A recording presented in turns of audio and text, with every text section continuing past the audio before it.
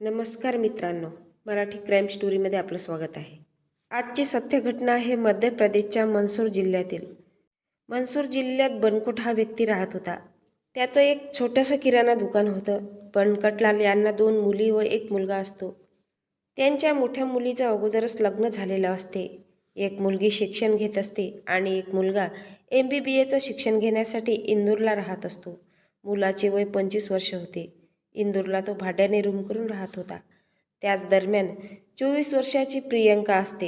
प्रियंकासोबत याची ओळख होते. दोघेही एकच शिक्षण घेत होते, तर दोघांचा अभ्यास देखील एकच होता.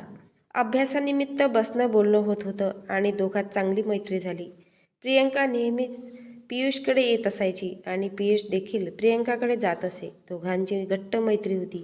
दोघेही सोबतच कधी सुट्टीच्या दिवशी इकडे तिकडे फिरण्यासाठी देखील जात असे आणि प्रियंका ही पियुषला आपल्या घरी घेऊन जात असे. आपल्या आईवडिलांना सांगत असायची, हा माझा मित्र आहे, अभ्यासात माझी मदत करतो आणि MBBAच्या सेकंड इयरला हा शिकत आहे, म्हणजे माझ्याच क्लासमध्ये आहे.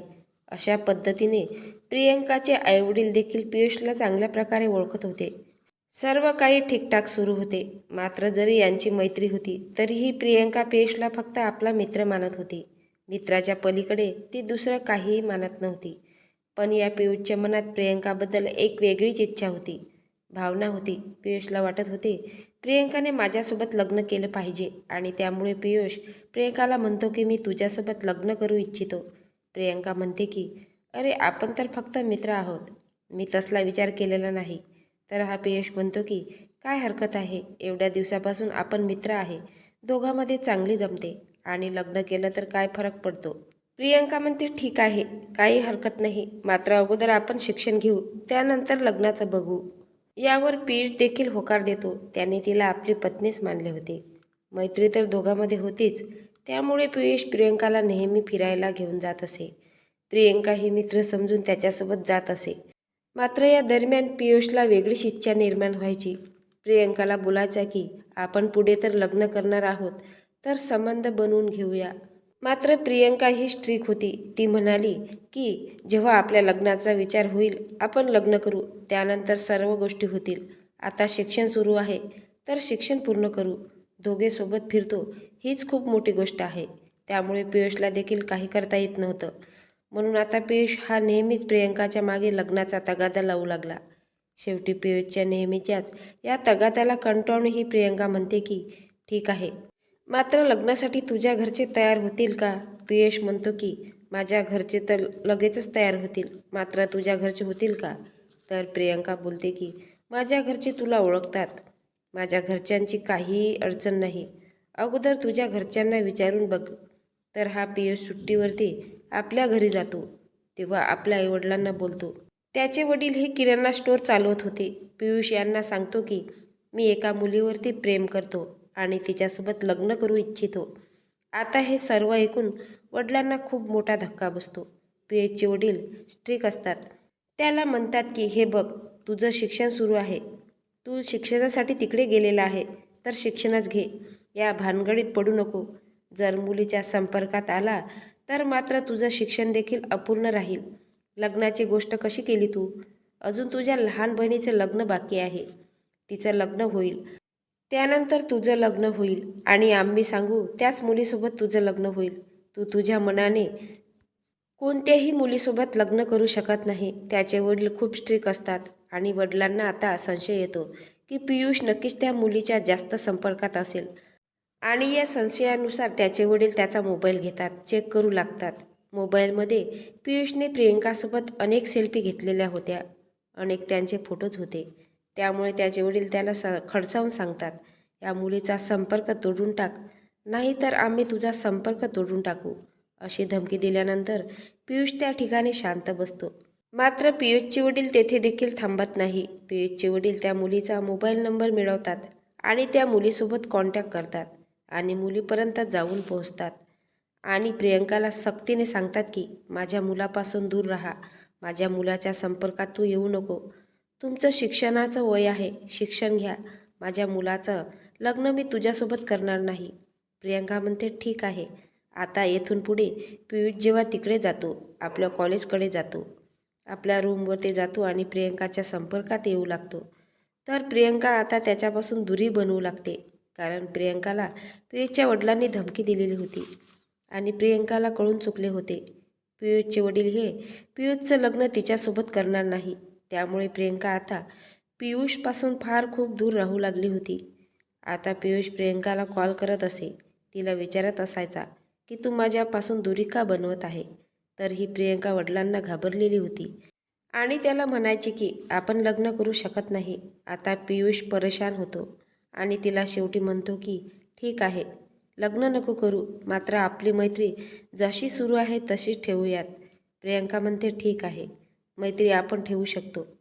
10 फेब्रुवारी 2026चा दिवस होता. प्रियंका आपल्या आधार सेंटरवरती आधार कार्डमध्ये थोडं नाव वगैरे चेंज करण्यासाठी वडिलांसोबत गेलेली असते. त्यानंतर आधार कार्डवरचे नाव चेंज करून ती घरी येते. संध्याकाळचे 4 वाजता प्रियंकाच्या मोबाईलवरती पियुषचा कॉल येतो आणि तिला म्हणतो की आपल्याला एका मित्राच्या बर्थडेला जायचे आहे. अगोदर ती नाही म्हणते, मात्र पियुषने खूप रिक्वेस्ट केल्यानंतर ती म्हणते की ठीक आहे, मी येते.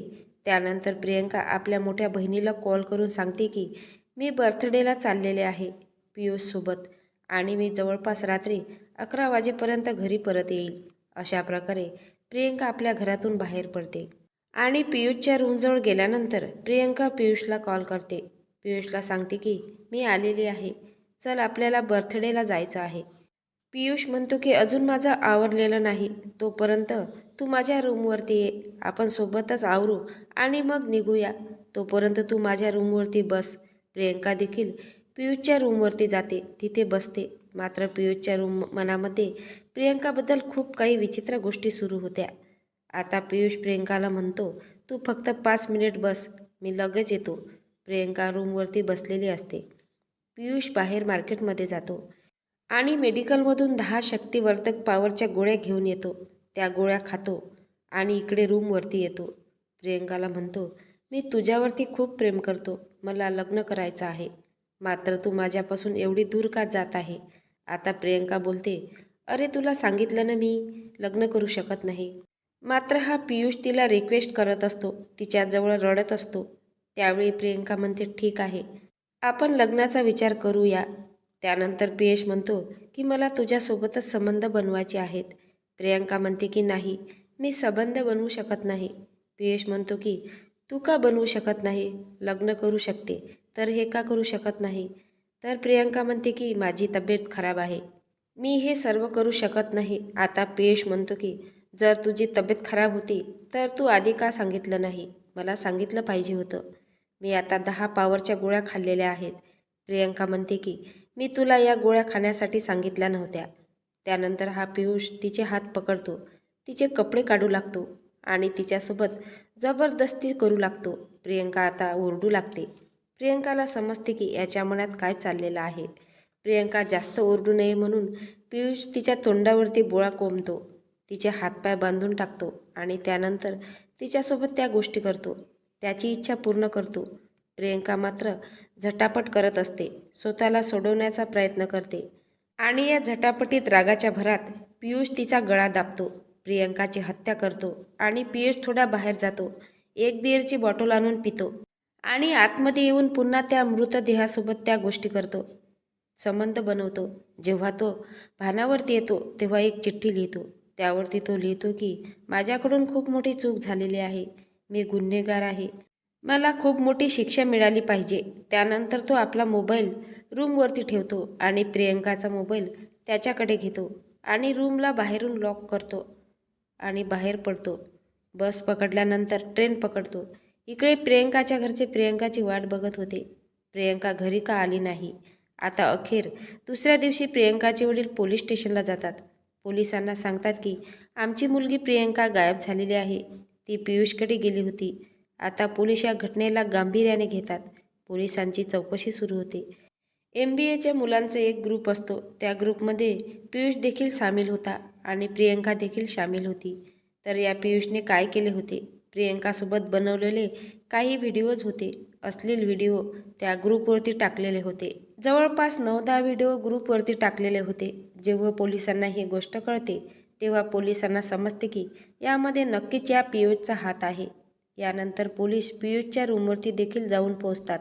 मात्र रूमला बाहेरून ताला लावलेला होता, म्हणून पोलीस त्या ठिकाणी जास्त चौकशी करत नाही. पोलिसांना वाटते की हा पियुष प्रियंकाला घेऊन फरार झालेला आहे. पोलिसांची त्या ठिकाणी एक चूक झाली की त्याला बघून त्या ठिकाणावरून परतले. मात्र त्यांनी जर त्याला तोडून बघितले असते तर त्यांना आतमध्ये प्रियंकाचा मृतदेह दिसला असता. शेवटी पोलीस प्रियंकाच्या मोबाईलचा CDR ट्रेस करतात आणि पियुषचा मोबाईल रूमवरतीच होता. मात्र ते लोकेशन वारंवार चेंज होत होते. पोलिसांना समजते की नक्कीच पियुष प्रियंकाला घेऊन फिरत आहे. पियुषने आता महाराष्ट्र पनवेलसाठी ट्रेन पकडली होती आणि तो गुगलवरती सर्च करत होता की आपल्याकडे आत्म्याला कसे बोलवायचे. पियुषला तर प्रियंकासोबत त्याने केल्याचा पश्चाताप झाला होता. त्याची चूक त्याला समजली होती. त्यामुळे तो प्रियंकाची आत्मा बोलावणार होता. म्हणूनच तो गुगलवर सर्च करत होता की आत्म्याला आपल्याकडे कसं बोलवायचं. 13 फेब्रुवारी 2026 रोजी पियुषच्या रूममधून दुर्गंधी येऊ लागली. म्हणून आसपासच्या लोकांनी पोलिसांना संपर्क केला. पोलीस त्या ठिकाणी पोहोचले. कुलूप तोडण्यात आले तर आतमध्ये प्रियंकाची बॉडी होती. आता पोलिसांच्या सर्व गोष्ट लक्षात आली. पियुषने किती मोठा कांड केला आहे. कारण पोलिसांनी प्रियंकाचा पोस्टमॉर्टम रिपोर्ट केला होता. पोस्टमॉर्टम रिपोर्टमध्ये या सर्व गोष्टी स्पष्ट झाल्या होत्या. त्याने तिच्यावर बळजबरीने अत्याचार केला होता. शेवटी पियुषची लोकेशन ट्रेस केल्यानंतर महाराष्ट्राच्या पनवेलमधून पियुषला अटक करण्यात येते आणि पोलिसी खाक्या दाखवल्यानंतर तो पोपटासारखा बोलू लागला आणि त्याने आपली संपूर्ण कहाणी पोलिसांना सांगायला सुरुवात केली. मात्र पियुषकडे बघून पोलिसांना वाटते की हा मनोरुग्णासारखा आहे, कारण त्याने अगोदर या मुलीसोबत तो प्रकार केला. तिची हत्या झाल्यानंतर देखील त्याने ड्रिंक करून 2 तास तिच्यासोबत तो प्रकार केला आणि त्यानंतर चिठ्ठी लिहिली, माझ्याकडून चूक झाली, मला शिक्षा द्या. आणि त्यानंतर तिचा मोबाईल घेऊन तो फरार झाला. तिच्याच मोबाईलवरून तिच्यासोबत केलेले असले व्हिडिओ त्याने त्याच्या व्हॉट्सअप ग्रुपवरती पाठवले. यावरून पोलिसांच्या लक्षात येते की हा मुलगा नक्कीच मनोरुग्ण आहे. त्यानंतर त्याने गुगलवरती सर्च केलेलं होतं की आत्म्याला कसं बोलवायचं. प्रियंकाचे वडील बोलत आहे की या घटनेमागे पियुषचे वडील यांचा हात आहे. मात्र पोलिसांनी संपूर्ण चौकशी केली असता पियुषच्या वडिलांचा यामागे हात असल्याचा कोणताही पुरावा मिळालेला नाही. उलट पियुषचे वडील म्हणतात की आम्ही खूप मोठी चूक केली या मुलाला जन्म देऊन. याला तुम्ही कठोरात कठोर शिक्षा द्या. पोलिसांनी आता पियुषला जेरबंद केले आहे. मित्रांनो, या घटनेतून असे सिद्ध होते की डोळे झाकून कोणावरही विश्वास ठेवायचा नाही. अशा लोकांपासून नेहमी सतर्क राहा, सावध राहा, काळजी घ्या.